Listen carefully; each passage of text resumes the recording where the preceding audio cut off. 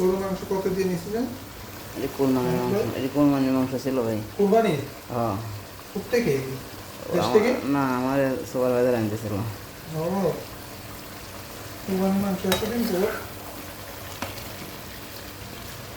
আমরা 3 ভাই ছিলাম না, 3 প্যাকেট খাইছিলাম। ওরা দুজন তো আর কেউ খায় না। এখন লাস্টে এখন আমি একা একা। আচ্ছা। আমি ওই মাঝে মাঝে রান্না করি, মাঝে মাঝে মনে করলেন ওই খাই।